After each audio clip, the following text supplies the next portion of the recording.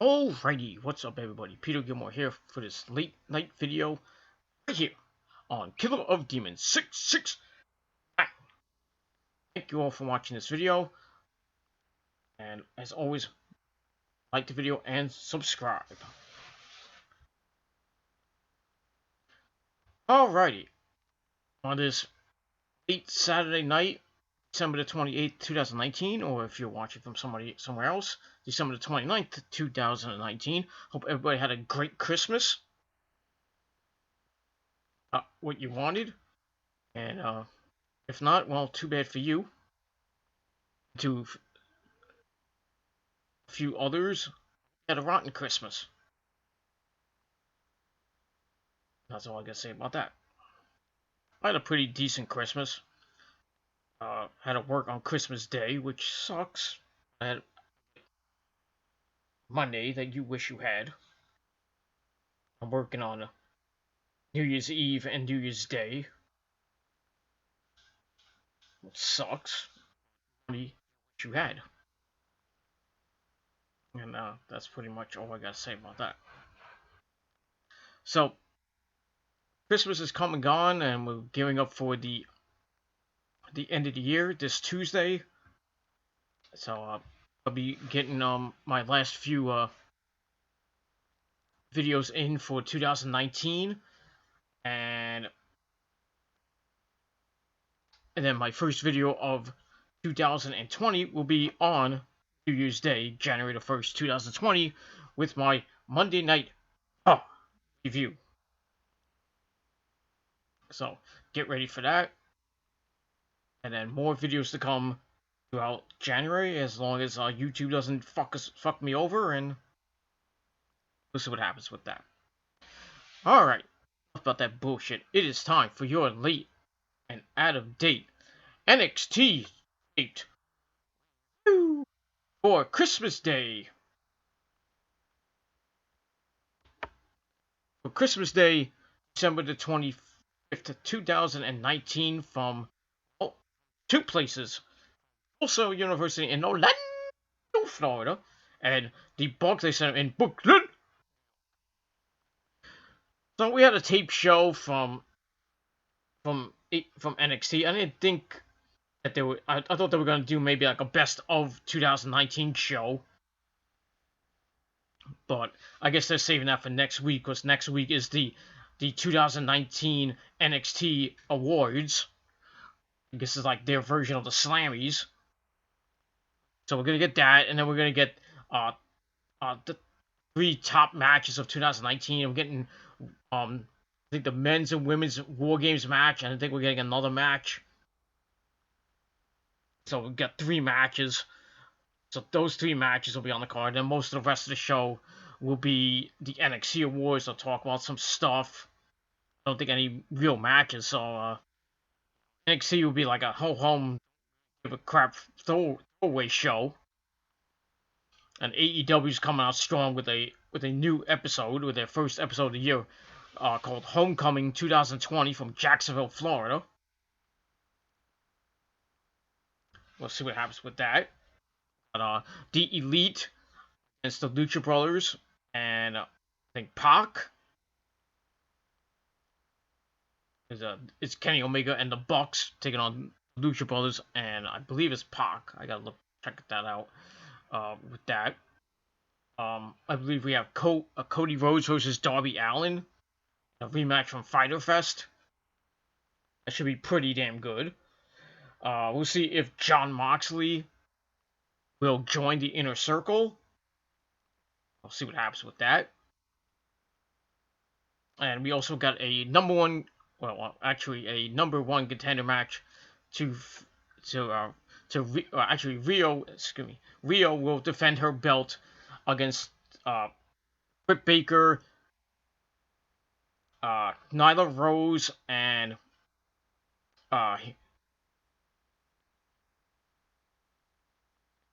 Hiroki Shida in a fatal four-way for the women's title. So we got that. So the 2, 3, and 4 ranked women will face champion. And then whoever wins that match will face Chris Statlander on the January 8th show. Since Chris Statlander has a prior commitment on January 1st, he can't do the match, so they scrapped it and they made it for next week, for the January 8th show. So yeah, it's a lot of people giving AEW grief for that, because it's like, why did you announce the match when you didn't even know about this prior commitment that Statlander had? But and AEW said we knew about it already, and we're gonna go with it. We just put it off for a week. I personally don't care, but it is what it is. You know, I think Rio will retain and then probably lose to Chris Statlander the week after. But you never know. Little old Rio could surprise us all and continue on as AEW champion. She's been champion since the first show of the year on October 2nd. She's been champion for going on 3 months now. So, got that. But that's AEW. So like I said, NXT came with a taped show from the Barclays Center and from Full Sail University. And they did it pretty good in the ratings. Everybody's saying, oh, they beat AEW. AEW didn't have a show, so it really doesn't count in the Wednesday Night Wars if you are playing at home. But NXT got 833,000 views for a taped show. That's pretty damn good. That is pretty damn good. And the sky's the limit. What's going to happen next week? I think AEW will win that. Will get more viewers than NXT with their NXT Awards show. And then they'll go back head to head on the January 8th show, because both shows will be actually NXT will be a new show as they lead into Worlds Collide on January the 25th, and they keep going with the progression into NXT Takeover Portland in February. So we'll see what happens with that. AEW is starting to formulate the matches for AEW Revolution on February the 29th with Moxley and Jericho, which probably will happen at Revolution. And some other matches that will be announced later on this month, or January. So we'll see what happens with that. So let's get to the matches. Let's not waste any more of your precious time that you already wasted. Hear me babble for about 7 minutes. So, as my notes have to load on my broken computer. And, so, we start the show off with a recap of last week's show, which was probably one of the best shows of the year. We had Adam Cole, baby, retain the title against Finn Balor thanks to Johnny Gargano. And we had Rhea Ripley defeat Shayna Baszler for the women's title. Then they had a big celebration in the ring. So we got that. And then we go to the WWE Studios with Kathy Kelly, Pat McAfee, and Sam Roberts. They hype the event. They hype the show and all that other stuff. And then after that, we go to Full Sail University in Orlando, Florida, with our first match of the night, a open challenge for the North American title. So Roddy's coming out through the back. He's like, it's Christmas time, and I'm a giving man. I'm gonna give a jabroni shot at my title. So he goes to the ring, does the usual stuff, boom, stuff like that. And then who's his opponent gonna be? Well, an interesting little man. It was former Evolve World Champion Austin Theory. So he comes out, makes his NXT debut, and we get to the match, and the match was pretty damn good. what it was. Very good match, not 5-star quality good, but pretty damn good. So they started off with some groundwork, and Ronnie took control early and slaps Theory around, and Theory worked in some counters and escapes, and then they go back and forth for a while, and then Austin Theory comes back with whipping Ronnie into the turnbuckle, following up with some strikes, and then a standing moonsault for a near fall. Then he hits a backbreaker, releasing some groundwork, and he dumps Ronnie to the floor. And on the floor, Ronnie angle slams him into the ring post. Ow! Getting Ronnie lays the boots to him. Theory comes back, but Ronnie cuts him off with a dropkick for a near fall. Then he hits a Romero special, whatever that is, and he transitions to a chin lock. Theory power out, but then Ronnie starts slapping him around. Then they go back and forth. Ronnie hits a backbreaker for a near fall. Then he grounds and pounds for a little bit. And we're getting into the match. As Theory comes back with a snap suplex, then a rolling dropkick as both men are down. And then they get back to their feet. And Theory hits some clotheslines and a slingshot stomp, and a Fisherman's Buster connects. Then he follows it up with a rolling blockbuster, then a buckle bomb and a backbreaker for a near fall. He goes for the 3-second around the world, but Ronnie counters it, takes him up top, and hits a superplex. And then Ronnie rolls, but Theory hits 3 seconds around the world for a near fall. Then Theory's trying for a move, and Ronnie counters it. They work back up top, and Ronnie hits a backbreaker on the turnbuckle for a near fall. They go to the apron. Theory suplexes Ronnie onto the apron and back in. Ow. He covers for a near fall. Then they trade back and forth. Ronnie hits kicks, and Theory super kicks him, but Ronnie hits the knee strike. Then he hits end of heartache, and right after that, he locks in the stronghold. And Austin Theory had no other choice but to tap out. So, pretty good match. So I gave it 3.5 out of 5 stars. Pretty good.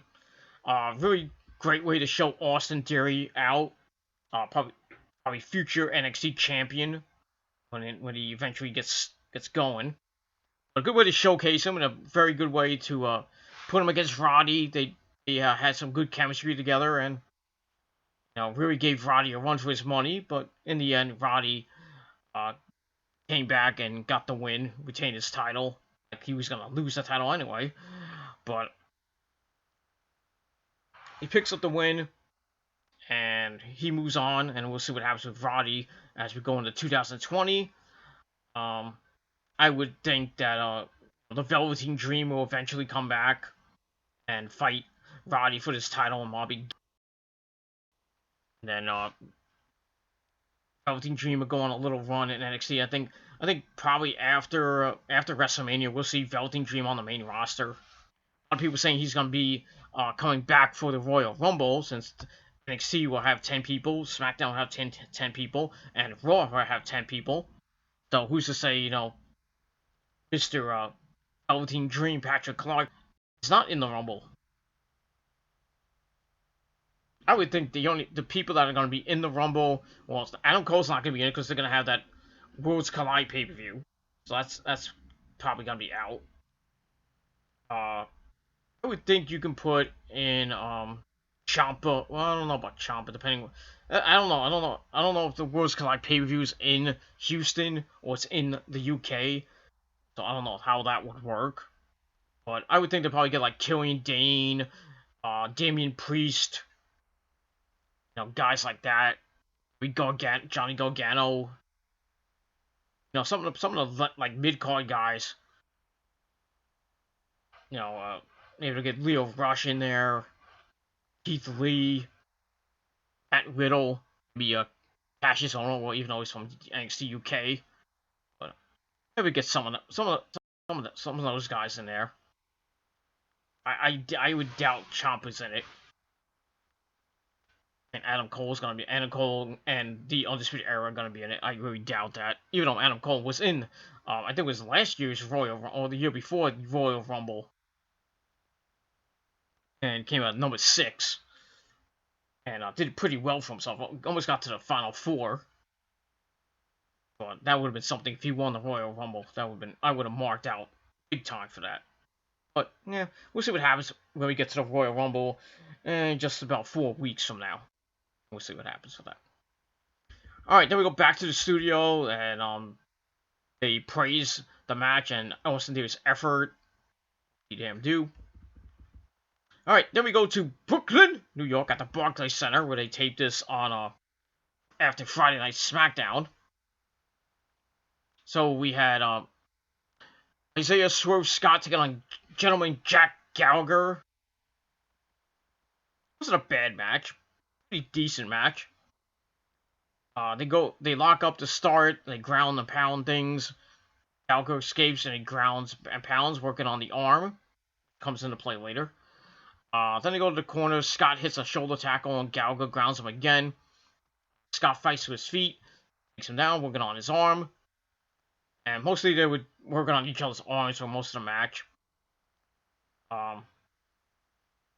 So Scott comes back, keeps things grounded. Gallagher escapes, slams him shoulder first into the turnbuckle, starts working on that arm again, and doing some uppercuts, but Isaiah fires back with some chops. Then Jack Gallagher comes back, and he stops Scott from coming back, and then takes him back to the ground for some ground and pound. Also with some kicks, and then back to the arm. And then Isaiah Scott comes back with some chops. They go to the floor. Scott follows out with some chops. They go back in. They trade strike. Scott hits a rolling lariat. Follows it up with some uppercuts. And then rolls into a flatliner for a near fall. Gallagher comes back attacking the arm again. But Isaiah Scott hits a backbreaker. They go back and forth. And then Gallagher hits a vicious headbutt to the chest. And it looked like he was about to win the match, but he only gets 2.5. And then Gallagher try to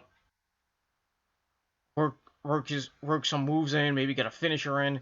Isaiah Scott fights him off, and then Gallagher pulls him in for an armbar, and then they trade armbar attempts, and each one countering each other. And then Isaiah Scott stomps on the arm of Jack Gallagher. Then he hits the house call to finish it off. So house call is a jumping sidekick, which is pretty effective. So it is what it is. So Isaiah Scott picks up the win. The match was decent. I gave it 2.5 out of 5 stars for an almost 15-minute match. And that's pretty much all I gotta say about that. So not a bad match. And we move on. Alright, then we go back to the studio. They talk about Brooklyn being an important venue for NXT. Yeah, they had it. They've had NXT TakeOver Brooklyn 5 times, or 4 years in a row, and then they had NXT TakeOver New York, New Jersey, which really was TakeOver Brooklyn 5. But that was at WrestleMania weekend last year. This year is going to be this coming year, 2020, is going to be in Tampa Bay. Who knows? They might have another takeover come back to Brooklyn in 2020. They could have an NXT TV taping. Well, they actually did have a TV taping. They might have a live NXT show in Brooklyn one year. Who knows?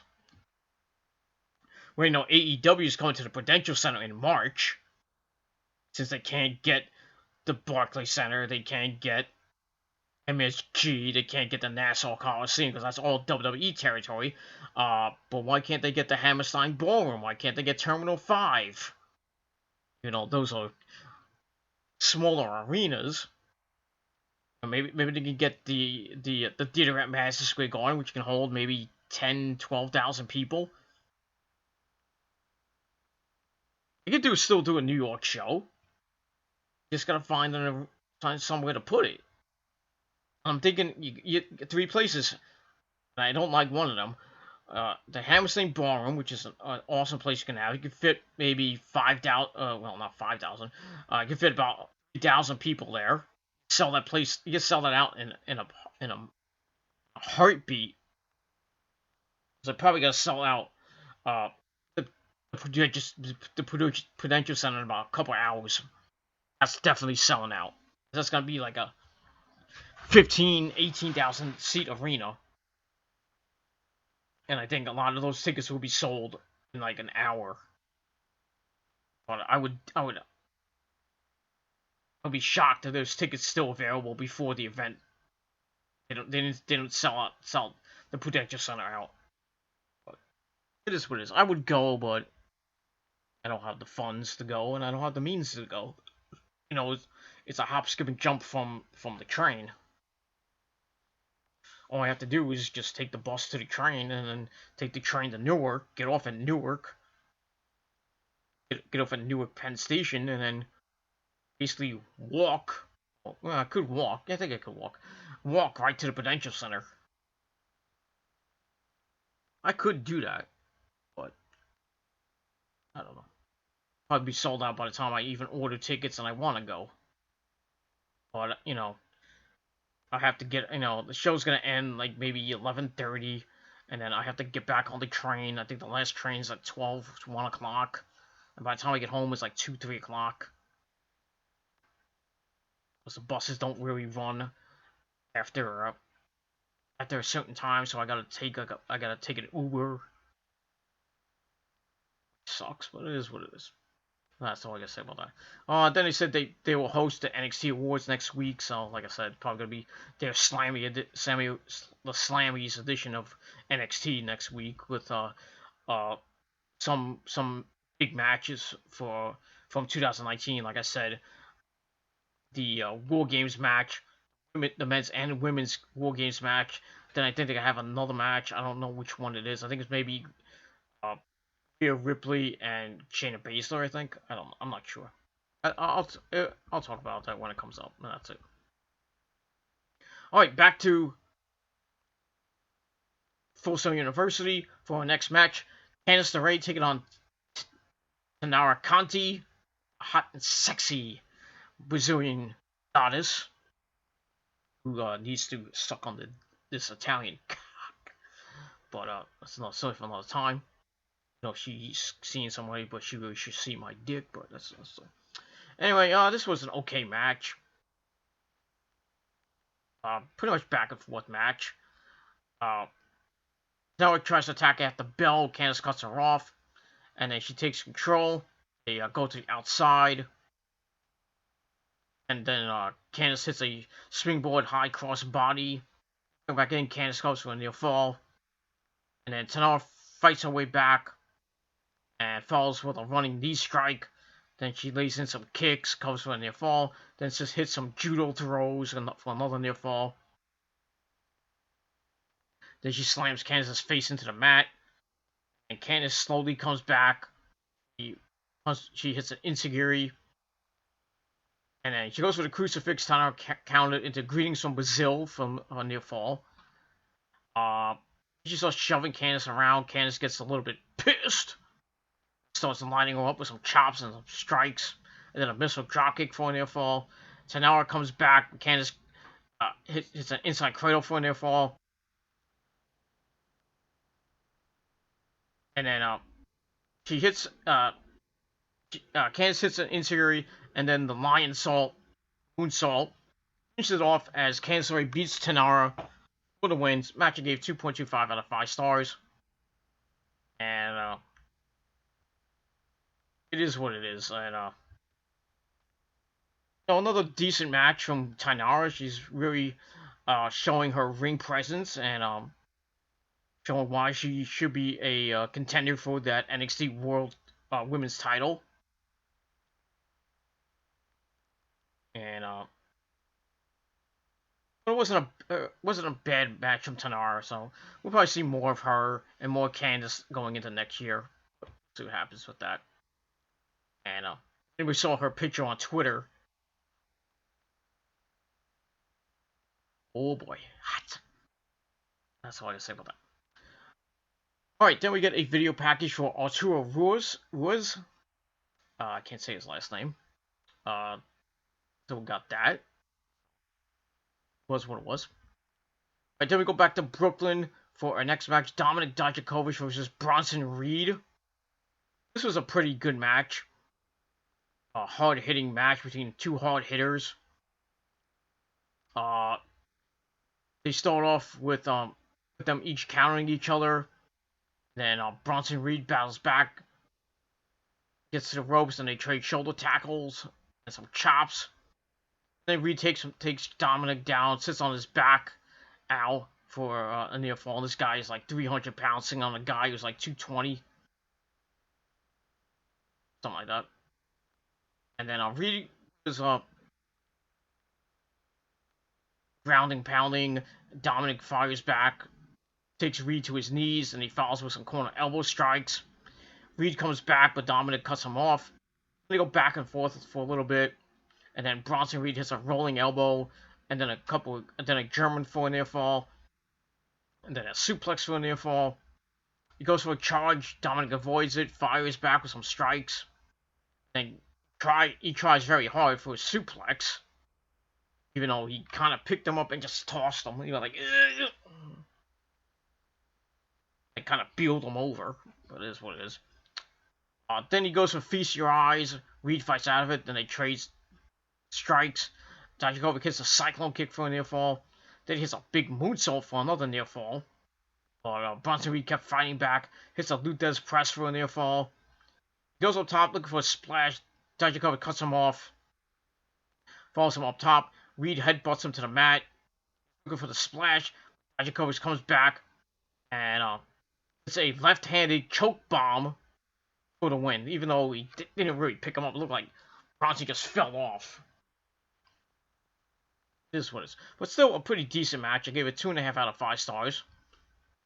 You know, it was a decent match. Kind of felt flat in parts. You know, but I could have expected a better match from Dominic. You know, feels like NXT has really dropped the ball on him.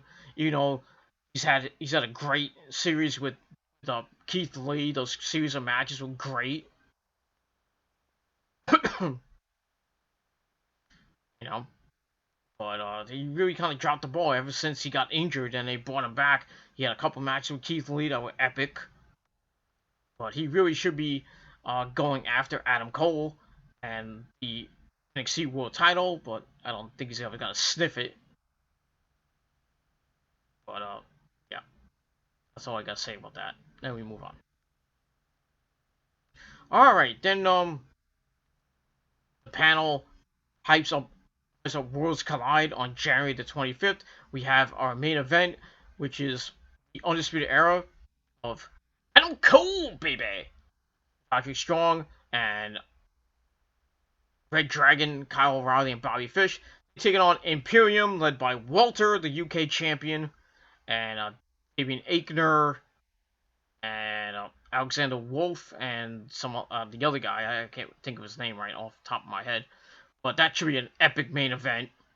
Just seeing Adam Cole and Walter go at it. Oh boy, Adam Cole's chest is going to be bright red. I think all the chests are going to be bright red after Walter chops the crap out of him. But I think in the end, I think the Undisputed Era will somehow pull out the victory. With some chicanery. And that's pretty much all I got to say about that. And that's it. Alright, then we got a Bianca Belair video package. Just hyping her out. And then we go back to Full Sail University for our final match from there. Bianca Belair taking on the newcomer, Schatzi Blackheart, who got signed to the Performance Center. And this is her first official match in NXT and on NXT TV. And she really gave Bianca all she could handle. This was a pretty good match. And I liked how they let Schatzi go through the stuff, which she did in WSU, Evolve, and Shimmer, and the she's been in. you know, Rosa was watching NXT with me, and she was kind of interested in Shotzi, like where, basically her background. And I think Shotzi is Korean. I think she's Korean or Japanese. If anybody knows, put it down below in the comment section of this video and let me know Shotzi's nationality. I believe she's Korean. I could be wrong. But anyway, like I said, Shotzi put up a hell of a fight, basically beating her ass for most of the match. And then Bianca comes back, choking her out, and hits a hip toss and starts grounding and pounding some things. It's just a standing moonsault for a near fall. And then she follows up with some strikes and a suplex for a near fall. She hits a lariat for a near fall. Shotzi fires back and hits a sunset flip for a near fall. Bianca comes back with a drop kick, follows up with a cravat kick. And Shotzi fires back with a bulldog and some strikes. And then Bianca cut her off until Shotzi hit a DDT on the apron and looked really sick. And then Shotzi brings Bianca up top and has to roll through on I don't know what she was trying to do. And then Bianca cuts her off with a knee, then she sends her into the turnbuckle. Then she picks her up, hits the KOD, and that's that. So pretty good match, showcasing Shotzi in her first ever NXT match. She did a pretty good job. A 10-minute match especially for these two ladies.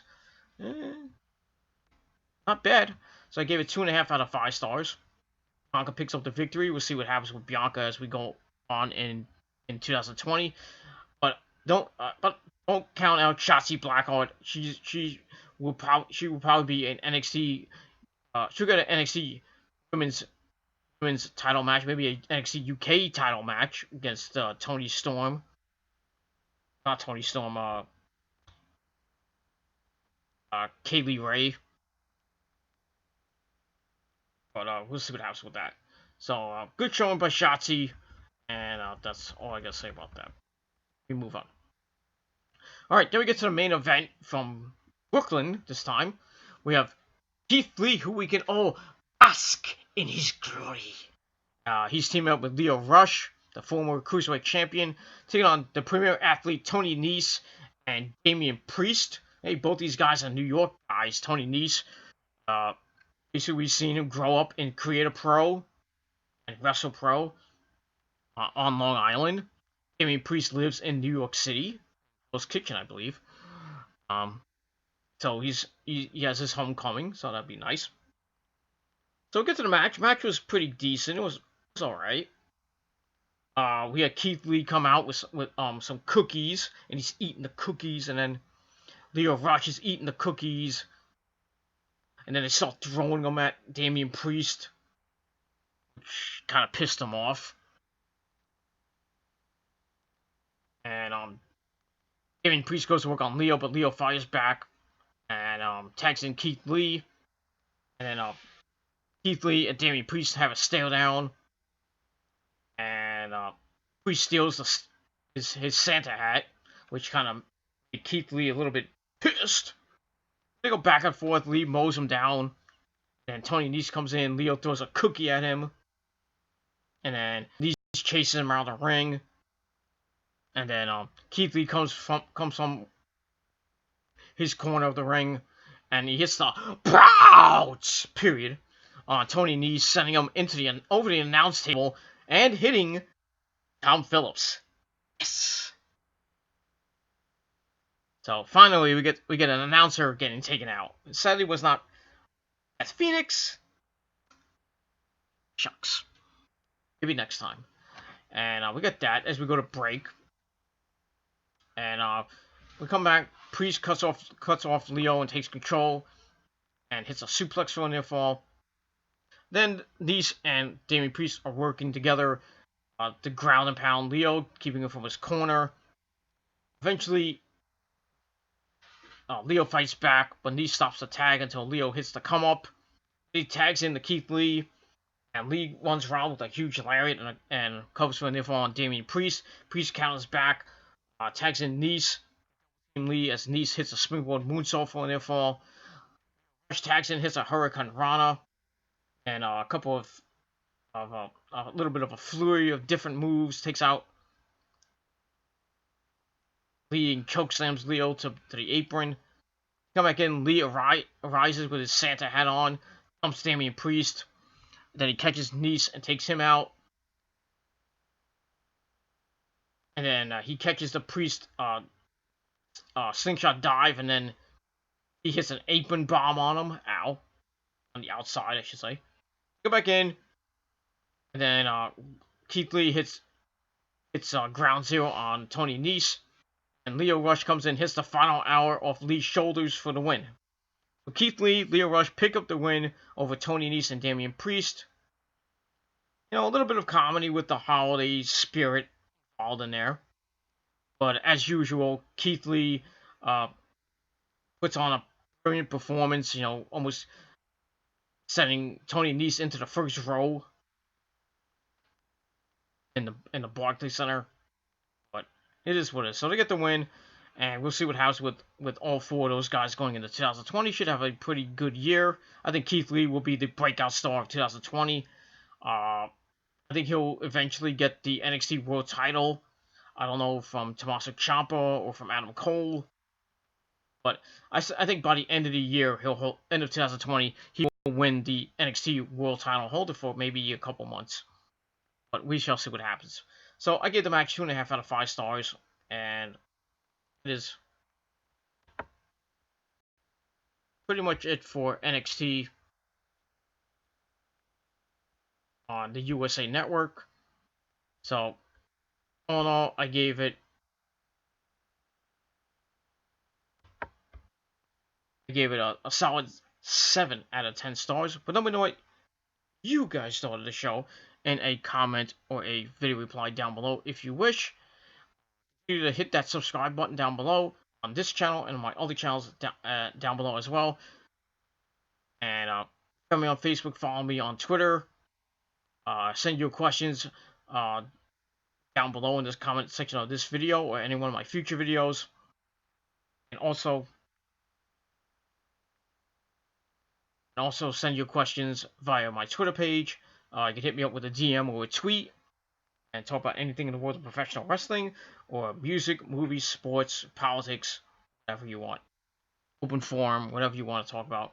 We'll get to a Q&A hopefully by next year, but we'll see what happens with that. And we move on. So that's it for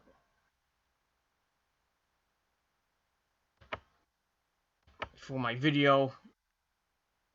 Thank you all for watching. And yeah, that's it. So thank you for watching. I'm Peter Gilmore signing off. Peace out. Rock on. If you're not really down with that, well, that's too damn bad. Because you're jealous of me and you can't do your own video. Because it'll suck anyway. And that's all I gotta say about that. So thank you for watching this video. I'll be back tomorrow with my SmackDown review and my end of the year review for all the promotions. That's including Raw, WWE, including Raw, SmackDown, NXT. I'll talk about that. Then I'll talk about TNA's year, which was pretty decent. Talk about the horrible year from Ring of Honor.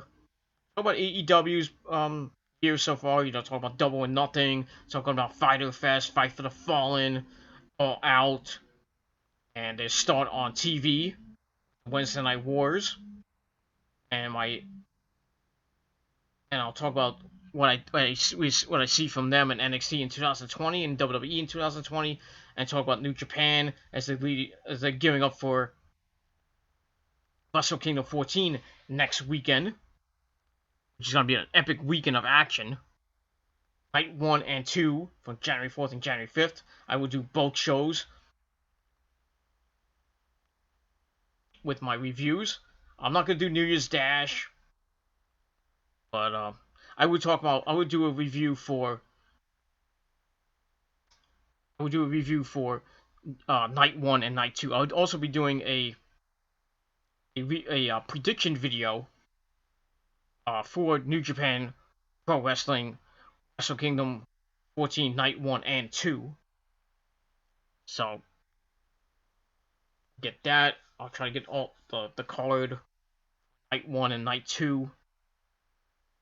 Or just do them all. I don't know. Some of the matches will be night 1, some of the matches night 2. I'll look it up eventually. So we got that coming up on the next edition of the Gilmore Chronicles. So 159. And then 160 would be my New Year's edition of the show. That'll be the first video of 2020. And then I'll do my Raw review on this channel. My second video of 2020. And then we continue on. Hopefully, like, YouTube doesn't get rid of my channels, and we can go on into the rest of 2020. Some great videos, some great topic videos coming up. Some other things coming up. I know there's a few CDs that are coming out next year. In this moment, CDs finally coming out next year. I think we got another one coming out next year. I forget who's coming out with what next year. But lots of concerts next year. In this moment, coming to New York in April. We have Def Leppard, Motley Crue, Joan Jett and the Blackhearts, Poison coming to Citi Field in August. I don't think I'm gonna try to go to it. I'll probably be sitting in God's country, so I'm not gonna see everything unless I can get maybe on the field seats. Probably gonna be like $800.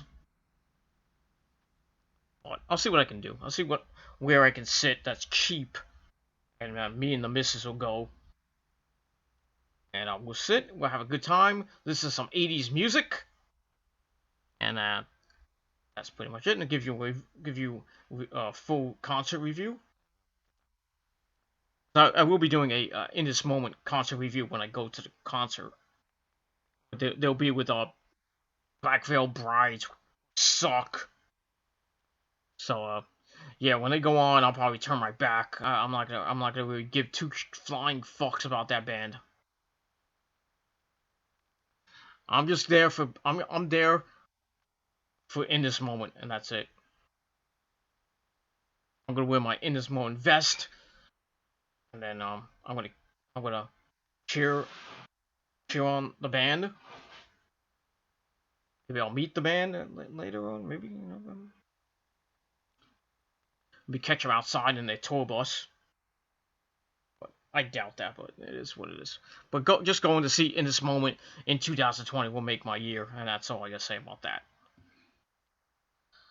So that's it for my video. Thank you for watching. Send your question down below or hit me up via Twitter.